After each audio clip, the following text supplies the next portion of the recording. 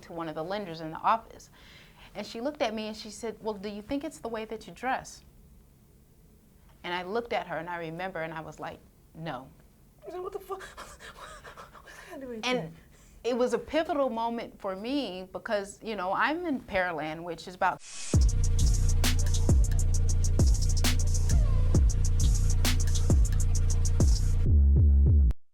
Hey, what's going down? Welcome to another episode of the Connection to podcast, where we connect you to everything business related. Now, we still have our Pride series going. I'm actually sitting here with Sloan. I'm super excited for this episode, but I'm not going to steal her thunder, so I'm going to let you introduce yourself and what it is that you do. Awesome, thank you so much.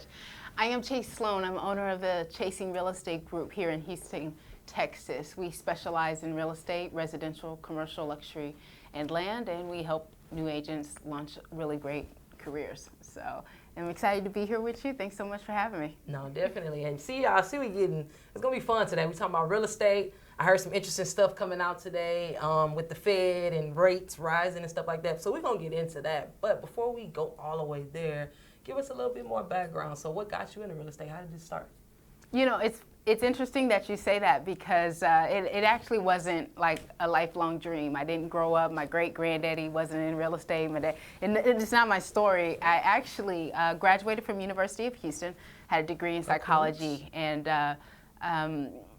it was very quickly that I knew that I wasn't going to pursue graduate level type stuff. So I was actually working in House of Blues and the Galleria Mall. What you was doing at House of Blues? Hold on, wait, slow it down for the people that's not in Houston. It's like, what you was doing at House of Blues? I was working at the House of Blues. I was bartending and waiting on tables and folding polos, and then I also worked with young adults. So like most people in their 20s, I was wherever I could make money, that's where I'd make money, and I had about 2 to 3 jobs at any given time. And that led to a lot of frustration, just in the spirit of working in retail, working in industry. I'd get home very late, and I'd miss out on all the fun. I'd come home, and then my friends would be like, all right, we're gonna let you go. I'd be like, I wanna play too. Yeah. And so this was during the time when $1 Million Listing was just starting out. What's $1 Million The Listing? Television show. It was a reality television show based in real estate. And a good friend of mine was like, you know, you could do that. You could sell houses. And I was like, you know, I can. I was already having the frustration of just working a lot of hours. And so I started to take my real estate classes. And one day I was at House of Blues. I got a bad section. And I went to the back. I grabbed a piece of paper and I wrote them 2 weeks notice. Oh. And the next day, what did I do? And I tried to get my job back. I tried to go back to the manager, like, hey, I was just playing. My bad. And he did not accept my resignation. So he said, no, we're just going to go ahead and let you fulfill your 2 weeks. And it was kind of, you know, a sink or swim. So from there, I went head first into real estate. And that was in 2010. It's 2022 now. And here we are. Dang, no, that's what's up. I guess you're kind of happy to have that kind of boss that didn't let you take it back. It's funny, I was listening to something with Steve Harvey earlier, and this was my first time hearing him say that, because he always talk about he quit, but he never. It's another like version I heard today where he was like he quit, but he did that same thing. Like the guy was like, but he put in his 2 weeks, but he took it back. But then something happened. But anyways, he actually ended up leaving. But he did that same thing. So. Like, how did you feel at that point? Or what was your feeling like when he told you, hey, no, I want you to go ahead and fulfill your dreams? Was it like, yes, I'm going to do it? Was it scared? Like, how was that feeling? I think during that time, it was really a frustrating time. I knew I didn't want to go back to that role where I was. I wasn't happy there. It was the right decision to do. It just wasn't a planned decision. So it was, you know, emotional. And I think that sometimes we fear that. We think that we have to have a plan to everything. And plans are good, and it doesn't always work that way. And so when he didn't accept my, whatever he didn't do, it was a reality check. Like, okay, well, here we are. You know, it is what it is. This is confirmation. You know, I need to move forward. And looking back, it's probably the greatest thing that he could have done, because if he would have allowed me to come back, I may not have made that leap. You know how they say burn the boat. Exactly. And so the boat was burned. The boat, the fish, the paddle, the lifeboat, all of it was burned. And so, you know, looking back, I thank them. You know, if you're watching this, I thank you so much for not letting me come back to that job, because I may still be there. No, facts. And that was my next thing, of saying like, well, yeah, thank God for that guy. You know, like, yeah. Whatever, even if he was doing it out of spite, or if he was doing it really because he felt you needed to leave, whatever he was doing it for, thank God for that. It's like that Beyonce song, like, thank God you blew it. Thank God I dodged that bullet. It's funny because, okay, so fast forward, you tell House of Blues, hey, I'm done. I'm guessing all your other hustles or gigs, so to speak, you told them, hey, I'm done. So when did you take that full leap into, hey, I'm only doing real estate? So it was gradual. So after I left House of Blues, I was still working in the mall. I was still working in retail, and that was a commission job. And this was like I said, in 2010. If you remember, there was another recession then. So they were cutting our commission. They were cutting our hours. And I just was at a place where I was tired of people determining what I could make. I was showing up, and, you know, as a top producer, I was doing everything that I needed to do. And yet, no matter how I showed up, there was somebody else that was in control of what I could make. And so, you know, it was kind of one of those gradual things, a gradual fade out. And then when I found the right broker, I got into training. I really just did it. And it took a while. You know, there were times I still took odd jobs. I think a lot of times people think you stop one and then you start one, and that just is a smooth transition. I mean, I would, you know, there were still years that I would go back. I would work nights. I worked nights with the children. So I was doing real estate from like 9 a.m. to 2 p.m. and I'd come home and I'd take a nap, and then I'd work a swing shift at the treatment center. So that was like 9 p.m. to 3 a.m.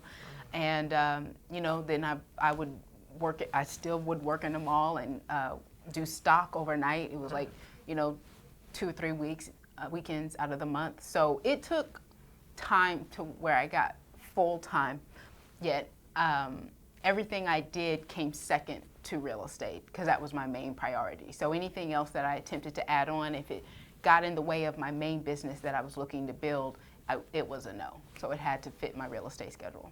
That's something important you said, and I hope that didn't go over a lot of y'all heads. You see what she said? Real estate was the main thing. So although you might have had other things going, real estate was that main thing. So I'm guessing if you got a call that, hey, Chase, you want to do X, Y, and Z during the hours when I'm doing real estate, it's like, nah, I'm doing real estate. Or if an opportunity might have been a good opportunity, but having to pass that over because it's like, hey, I'm going to do real estate. That's the main thing. So how did you come to that, I guess that point? Because that's hard, you know what I'm saying, to be doing all these multiple jobs, but you're still committed and saying, hey, this is my main thing. I'm not giving up on this. Like, how did you do that? I time blocked. And so I think the biggest thing that you can do as a business owner, or just in general in life, is use your calendar. So I had a calendar, and it was a matter of setting appointments and setting time to meet. And so that just really taught me to set expectations with the way that I did business, whether it was with clients or opportunities. If it was availability on the calendar and I did it, I had to go from being, you know, from entrepreneurial to purposeful. I had to go from... Hold on. Entrepreneurial to purposeful. Yeah. What's the difference? So a lot of us brag on being an entrepreneur. Facts. You ask anybody, they say they're an entrepreneur.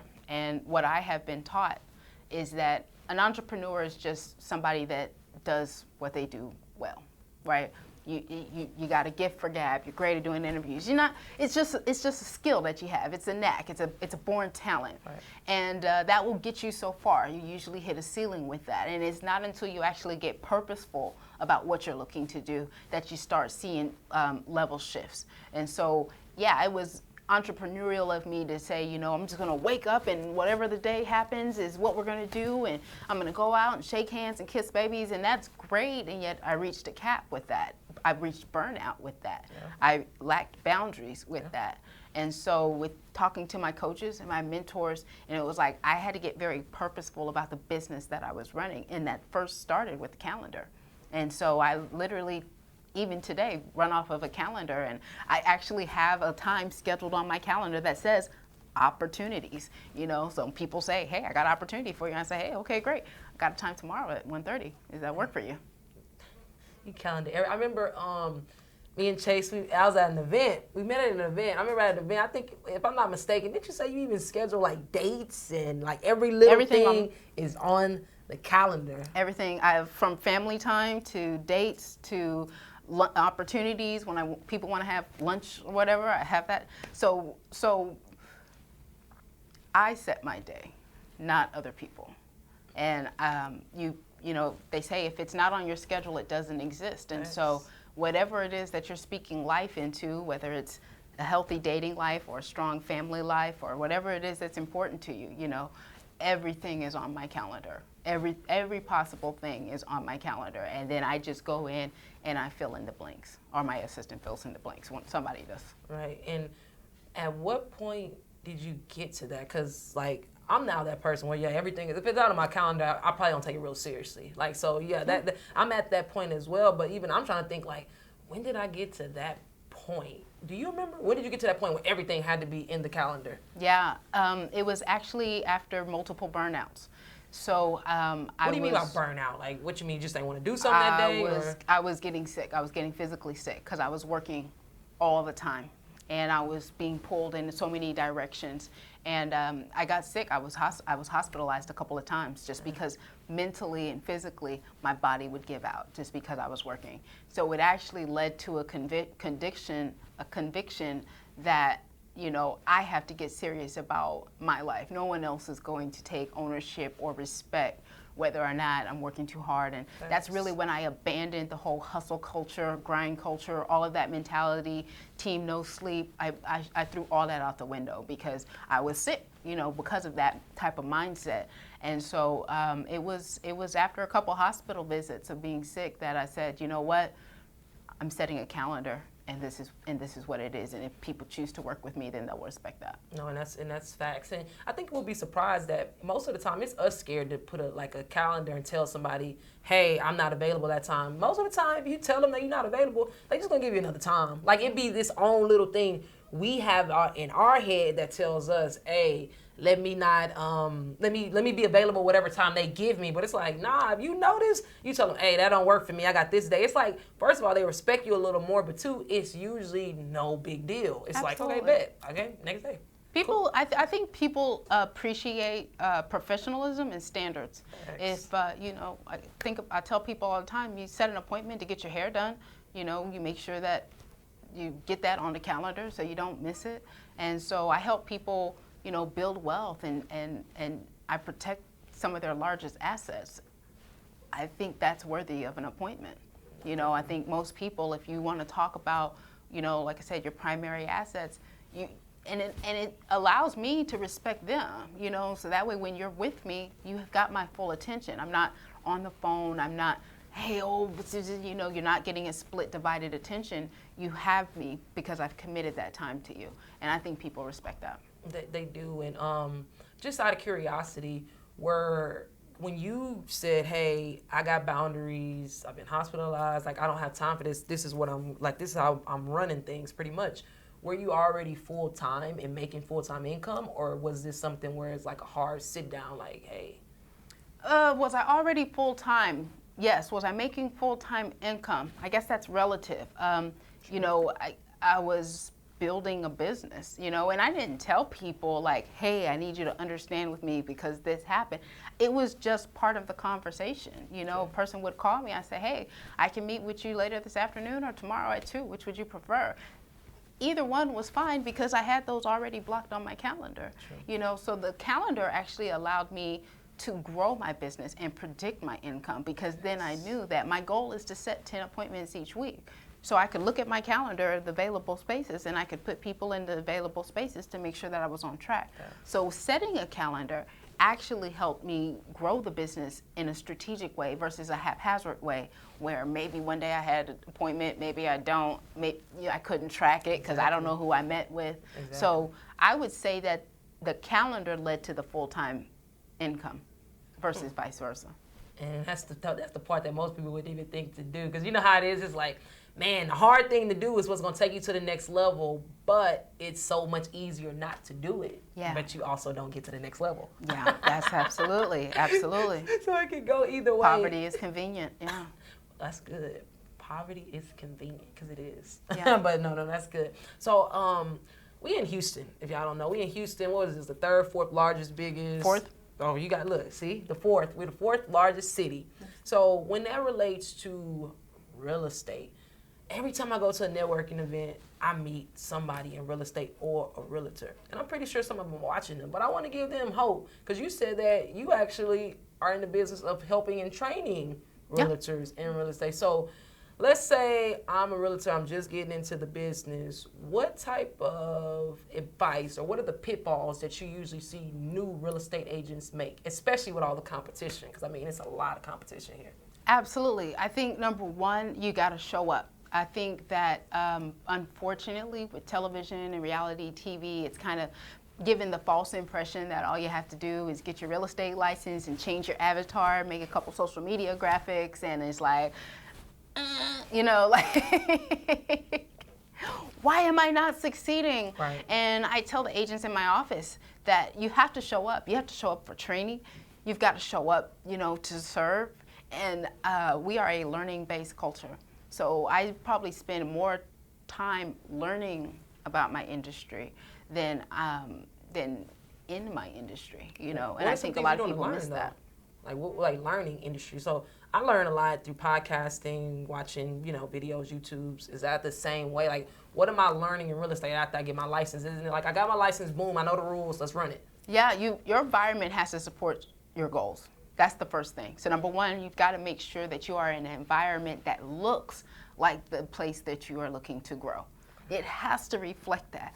From leadership, from success, from, you know, we just came from a meeting with an agent who, you know, closed $2.4 million last year. That's the type of people that I like to be surrounded by. Right. So I qualify who I listen to. They said success leaves clues. So I'm trying to go around the people that got the clues that I want to grab. And I think a lot of times new agents where they fall short because maybe they're thinking about splits or maybe they're thinking about whatever it is they're thinking about, that they're not thinking long term. And it caps their growth. So the first thing I would advise to an agent, anyone that's watching this, is to make sure that you're in an environment that supports the goal. The second thing is, I know people talk about mentors a lot. I'm not necessarily a fan of mentors, I'm a fan of models.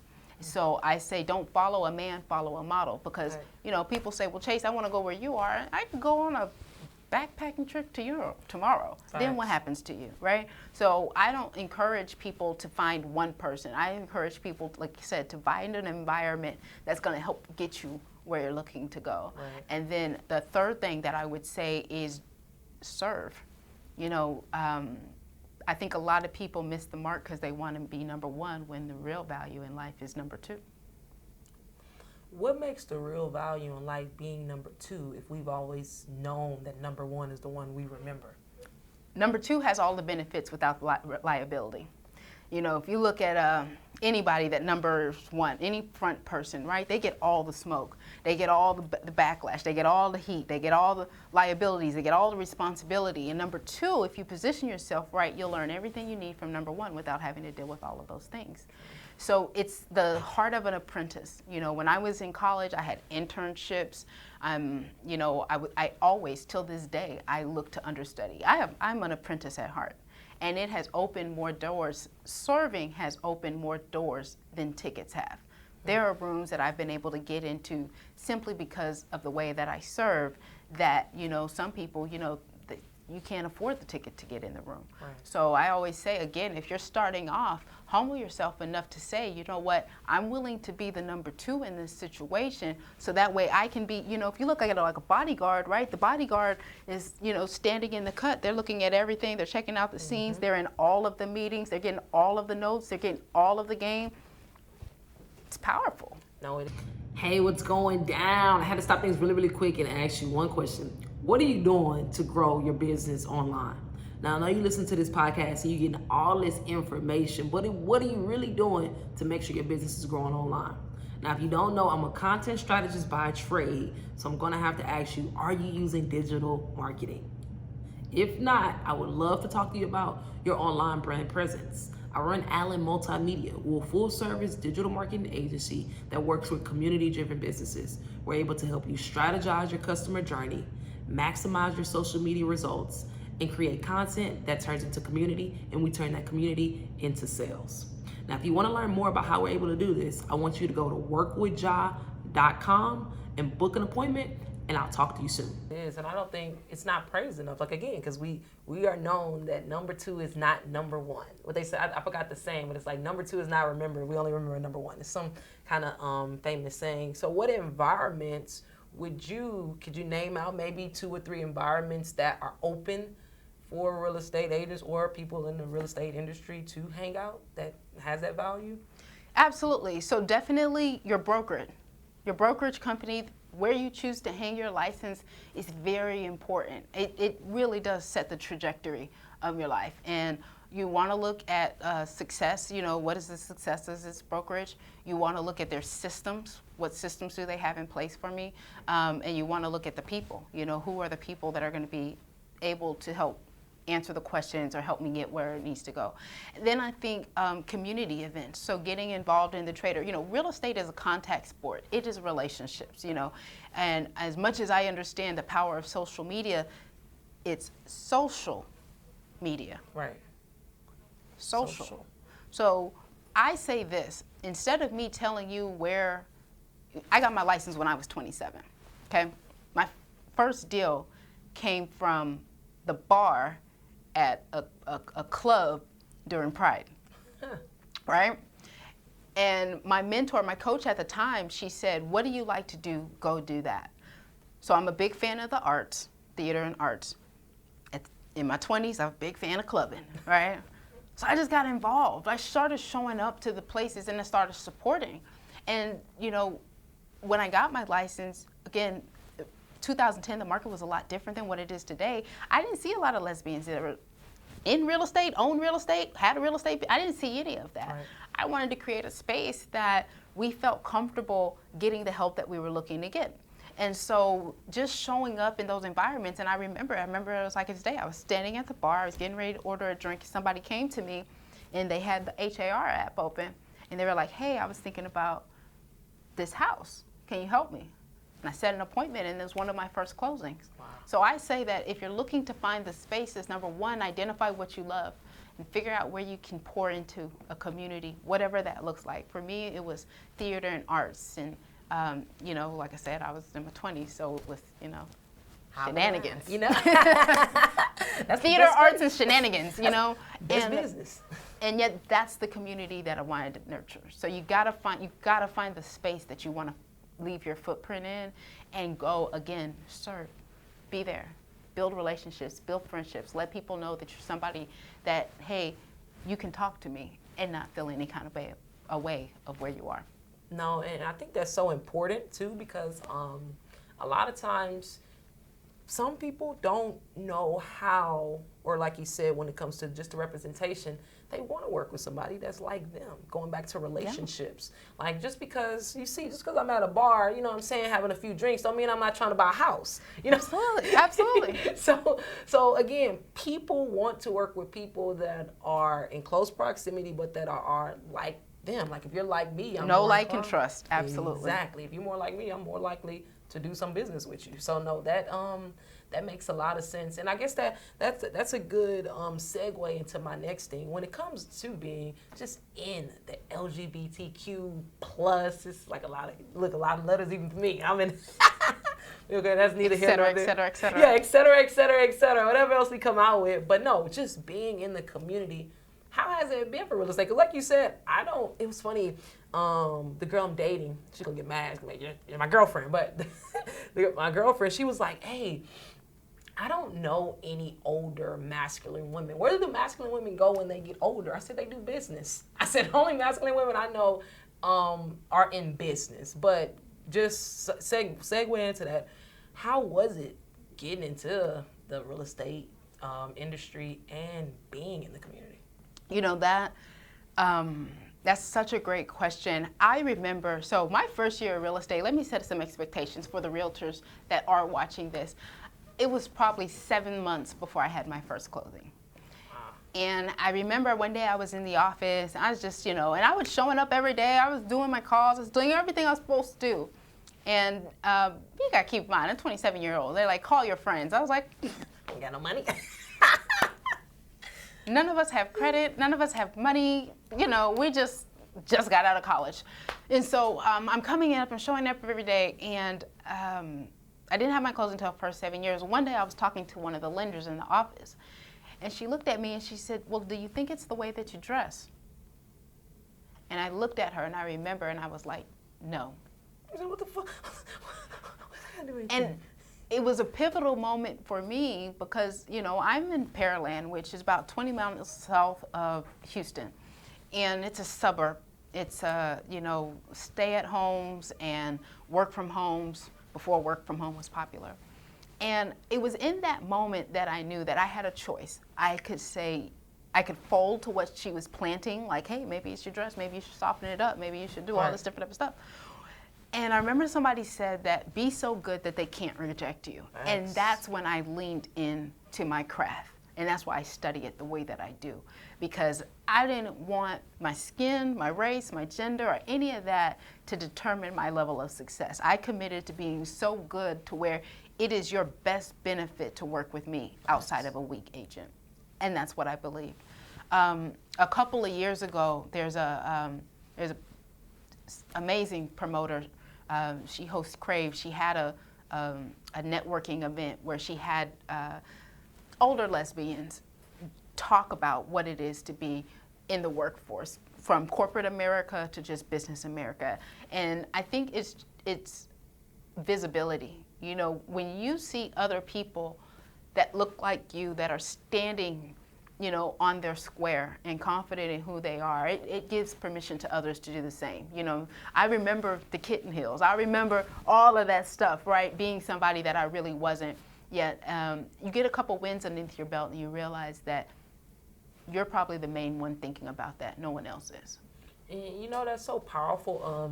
One of my mentors, his famous thing is, I don't care what they look like, or I don't care what they do, as long as the check clears. Yeah, absolutely. But you realize that, especially in business, yeah, true enough. I know sometimes we do come across those people that it matters to them or whatever, but I noticed the big thing in business, they don't give a damn.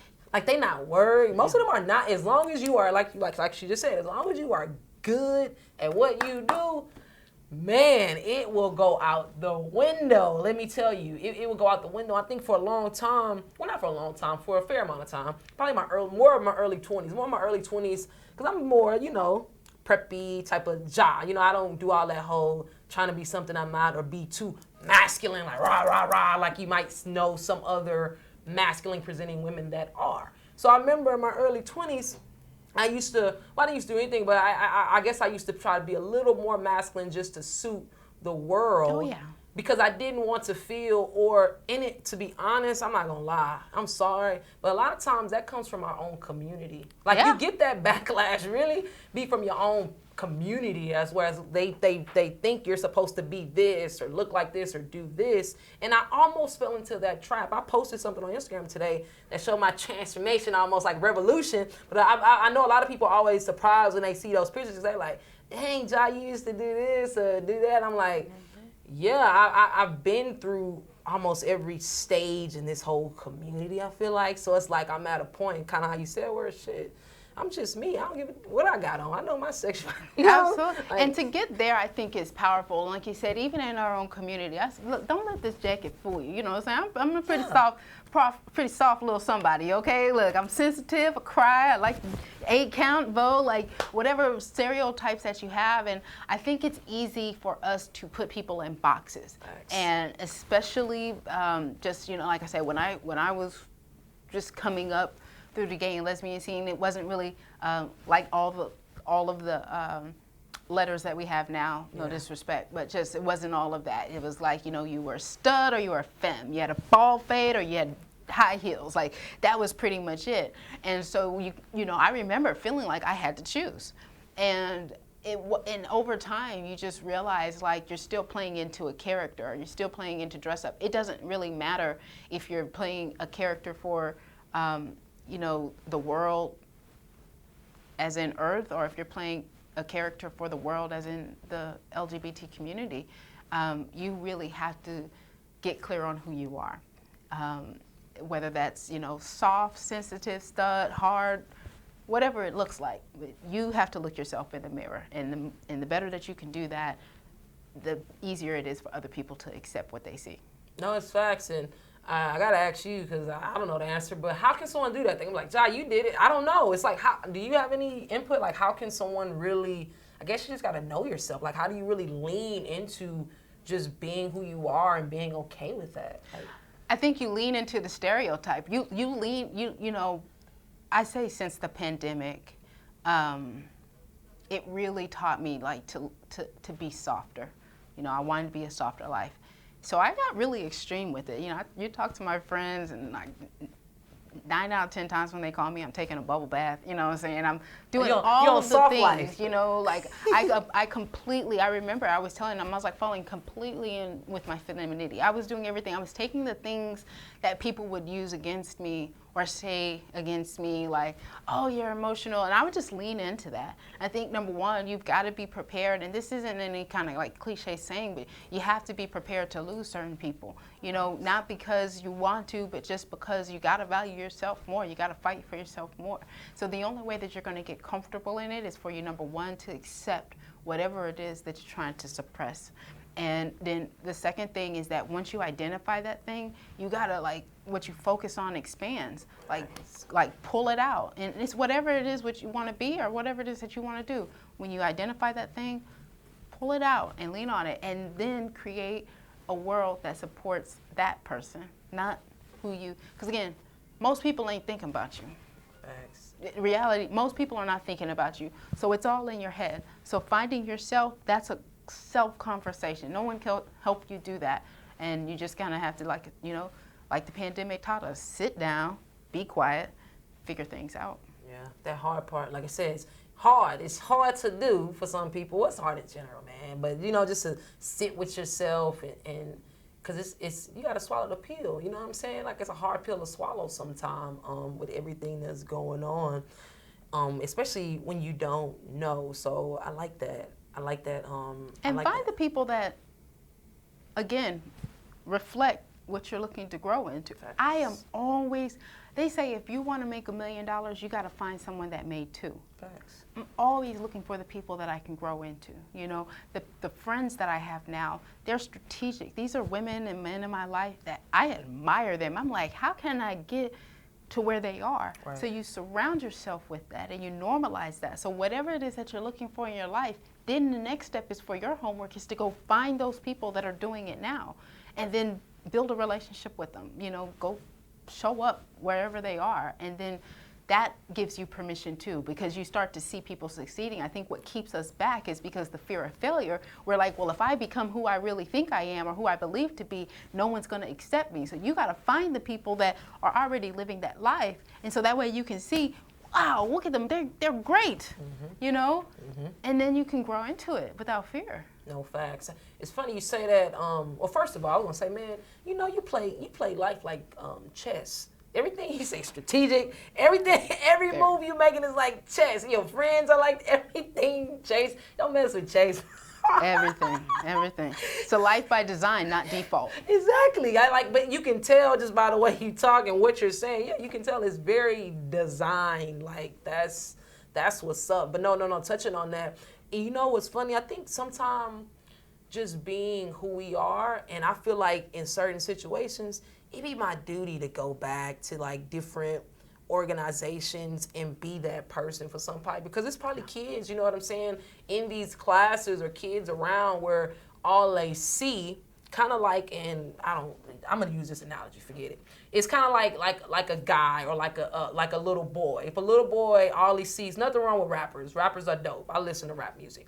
But if all he's seeing is rappers on videos, throwing up signs, pants always hanging down, that's what they emulate. Or even, let's say they see basketball players or football. We teach our black kids, minority kids, whatever you want to call it, hey, go play sports, and that's how you'll be the person that you're supposed to be. So just that reflection of what they see. But believe it or not, and some people might not like it, that's the same thing with us, man. Yeah. You know what I'm saying? That's the same thing with us, like letting, you know what I'm saying, like kids coming up, whether they're, you know, little girls that are just like, hey, I feel more comfortable like this. I feel more comfortable dressed like this. And knowing that she don't gotta go be, you know what I'm saying, no shade, but she don't have to go be young M.A. to be a masculine stud. You know what I'm saying? She can go out here, hey man, if you represent more like this, you more chill, you can go out here and get a business and you ain't gotta do all that extra stuff in order to be you. You know what I'm saying? So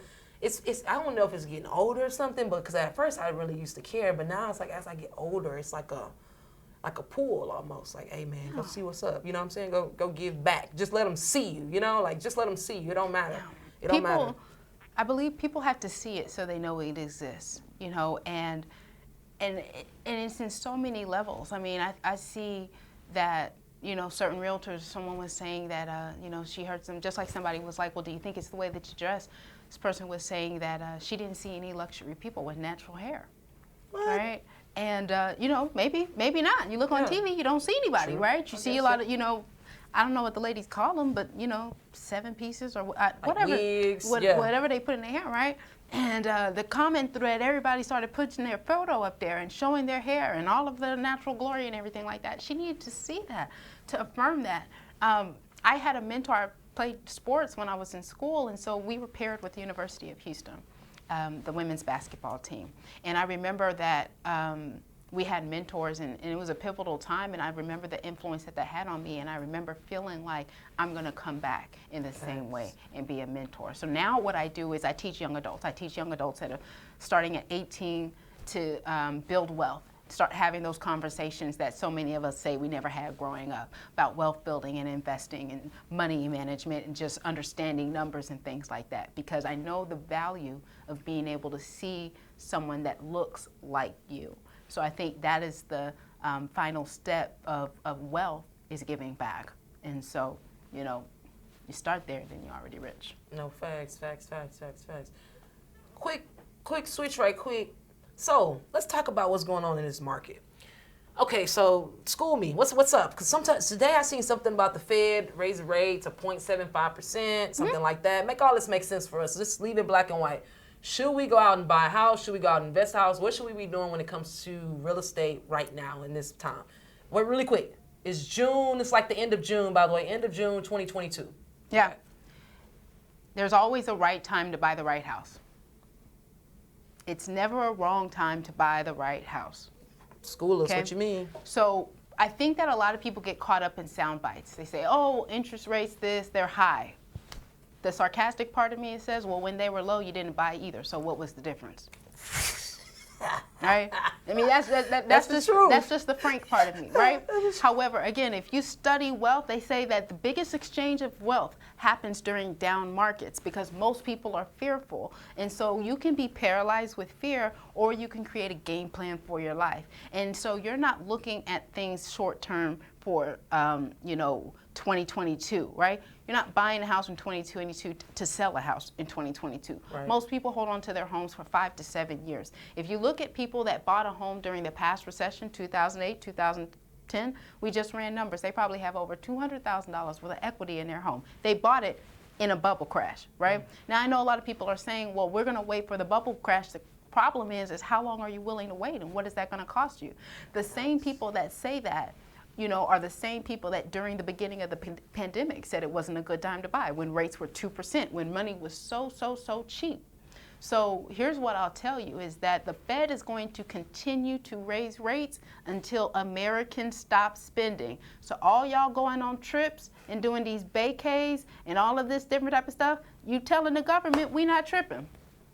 We not tripping. The problem is, in my opinion, is that we see that when it comes to, like just entertainment and stuff like that, but when it actually comes to wealth building, we allow it to paralyze us. Nice. Real estate is still the best vehicle to build wealth. And like people learned during the pandemic, it's very easy to refinance. So use this as an opportunity. This is the window that you actually want to buy, because everybody's so, it's easiest time to negotiate. You got a bulldog like me. So, you know. That makes sense. I say that take it, you know, real estate is a math problem. And interest rates are only one part of that math problem. And so don't get so caught up in it that you lose sight of the big picture. You lose sight of being able to build wealth. The sooner that you start, time will make you look wise.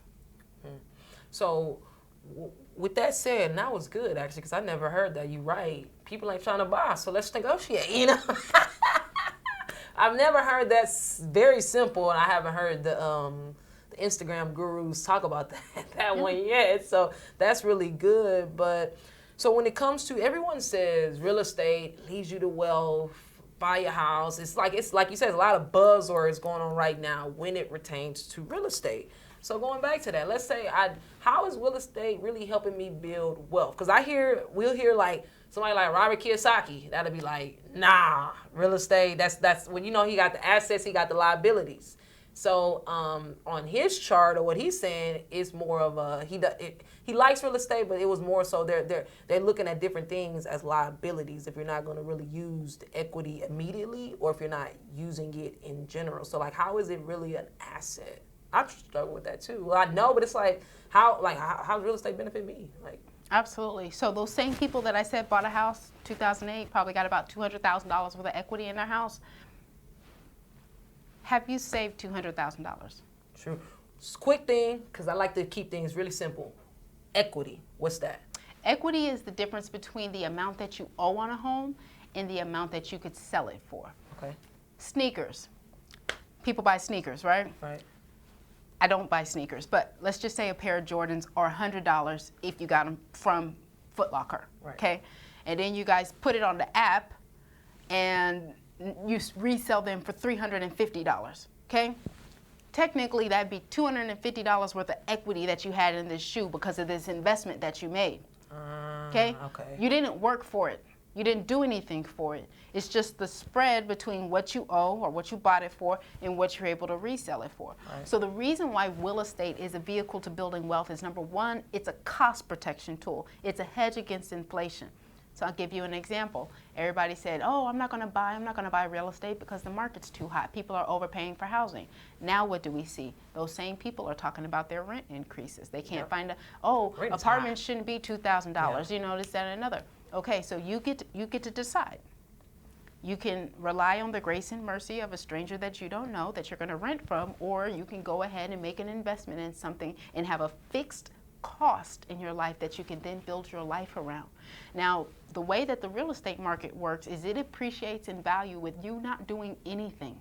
People that bought a home 2 years ago, 5 years ago, 10 years ago, they haven't done anything for them to house to go up in value. Right. So when they get ready to sell that house, well, now all of a sudden they have money that they can reinvest, or they can pay off debts, or they can do whatever it is they want to do. Right. It's a forced savings. Most people do not save. And I know that's what they taught us. They said, save your way to wealth. Right. But you can't do that. Mathematically, it's impossible. So the reason why real estate is an investment, a strong investment, is because it's proven, number one.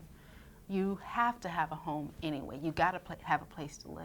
And you have more options when you own versus when you don't. You can lease it out, you can sell it, you can live in it, you can house hack it, you can Airbnb, you get all of these options that leasing doesn't necessarily provide you. Right. So that's why I'm passionate about it. I think that's a conversation that we have to have more of. And it's scary because, you know, people say, well, you look at mortgage prices and you're like, the house is $375,000, and it just like blows your mind. But you got to understand that that's broken down into monthly payments over 30 years. And so you look at that number, $330,000, and then, you know, payments $2,700, $3,000. You might be paying that in rent anyway. Right. You know? Right. And so why not go ahead and put your stake in the ground and then let the market do the rest? Right. Look up, like I said, 5 to 10 years, be the smartest person in your crew because of a decision that you made that honestly is, you know, 30 days worth of focus. You can get that. You can find a house in 30 days? Yeah. You can find a house in 30 days. You can buy a house in 30 days. You can tell you, listen, after you speak, and that's why I say, after you speak with a realtor, you talk to a lender. Okay. Okay. I'll tell you what you need. If you got a job, you got your W-2s. Okay, bet. Okay. What if you're an entrepreneur? We got a lot of entrepreneurs watching this. You got entrepreneurs, then you got your 1099s. Okay. Okay. If you're an entrepreneur, you got 2 years of tax return. You have to file your taxes. And this is a personal, I'm gonna let you guys know, like zoom in. Make sure that you're not deducting so much on your taxes, because if you tell the government that you didn't make any money, oh, by the way, you just told the lender that you didn't make any money. So that's where the approval comes from. That's how they decide what amount that you qualify for. So yeah, you'll have to pay the taxes, you bite the bullet, however, you get to qualify for the home. A lot of entrepreneurs don't get approved because they claimed losses. And they always claim losses. So basically, you've been telling the lender that since you've been in business, you haven't been profitable. Why would I lend you money? Right. Okay. So if you're in business for yourself, then 2 years of tax returns, your 1099s, and a profit and loss statement. Okay. Okay. If you're a W-2 employee, if you have a job, then your W-2s, bank statements, 3 months bank statements, and check stubs. Okay. It's credit, asset, and income. So they want to verify your income. They want to verify your credit. You want to shoot for 640 middle score. And then they want to verify your assets. So you want to have the money to save. So you want to make sure that you're putting money to the side, that you have money in your savings account.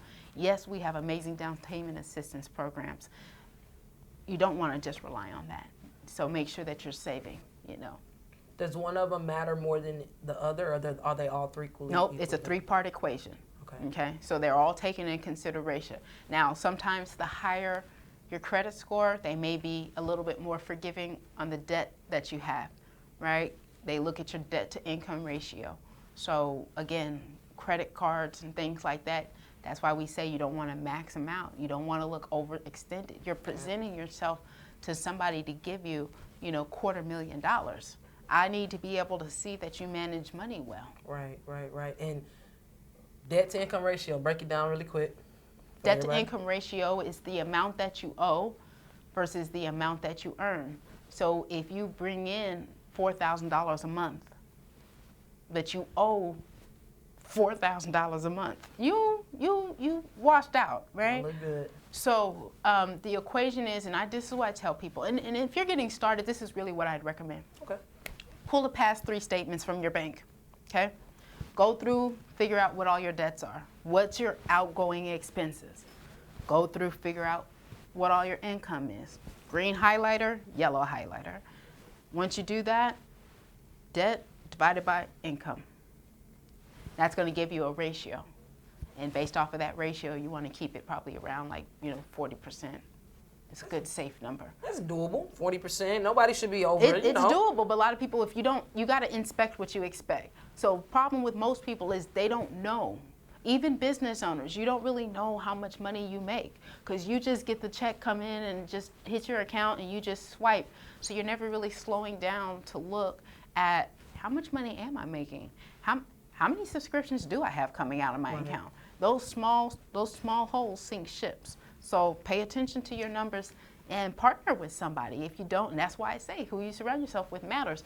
Find people that you admire that look like they know what they're doing. Like, hey, you look like you got a pretty good handle on money. Right. You know, every time we go out, you picking up the tab, or every time we go out, you got it. Ask them questions. Right. And just, humble yourself enough to say, hey, I don't really know what I'm doing here. Right. Can you help me out? No, facts. So that's doable. Again, maybe I'm speaking for myself. Look, but that's something like this. Yeah, you shouldn't be over 40% anyway on a regular month, even if you're not trying to buy a house. Yeah. And it's accounting the same. This is the great thing about it. When you go through the home buying process and you go through all that stuff, it's an empowering thing because you have to get your life in order, right? Most people don't do it because it does require focus. Right. But once you do that, you get caught up on your taxes, you got your numbers out right, you know what your debts are, you paying off credit cards, you got money in the bank. That makes you a better person. Feel good, yeah. Sets you up. No, feel good. Is there any particular, maybe we can get some plugs, any areas we should be looking in, any popular areas or good areas, so to speak, or is that all just depend on the person? I think you want to look at just growing areas, and Houston is growing. And so at the end of the day, good school districts are always good. I always say you want to buy your house with your next buyer in mind, right? So if I buy my house, I'm looking to buy it in an area that when I get ready to sell it, it's going to be easy to sell. What are some things I should look at for, like, top 3 things on what I should look at if I'm looking to potentially do what you just said, buy my house, but for a seller? Like, what would you look at? So you want to look at, like, school districts. Okay. You want to look at the neighborhood, proximity, like location, right. and things like that. What is it close to? Freeways, and you want to look at amenities. What are the features and benefits? You don't have to move to a master plan community that has all of the water parks and all that right. stuff in the way. Yet at the end of the day, like I said, you're a buyer. What do you look for at a home? right. 9 out of 10, the first thing that people say is, I want to live in a good area, safe area. So as a buyer, go look for a good area in a safe area, and only you know what that looks like, right? As a realtor, I can't, that's redlining. I can't tell you and say, well, this neighborhood, that neighborhood. All I can say is, drive the neighborhoods at night, drive the neighborhoods during the day, so that way you can get a feel of what's really going on. Look at the condition of the home. If it's your first home, if you know you're not a handy person, don't go buy no money pit. What you mean money pit? Don't buy something that it requires you to do all of this DIY fixing it up. That's going to require you to have your own capital to do it. Go ahead and make that investment and get you a newer home or a new construction home, so it comes with those warranties and it comes with that peace of mind, so that way you're not investing so much money in bringing up, especially if it's your first home. And then, like I said, a lot of people, especially if they have children, they are looking at the school districts. Right. And so it is important, it may not be your number one thing, but it may be something that you keep in mind, right. because if you choose to buy a home and hold on to it, fastest lease homes go to the ones in good school districts, because parents want their children there. Oh, that makes sense. That makes that's good for investor as well. That's really good. No, that's really good. This has been fun.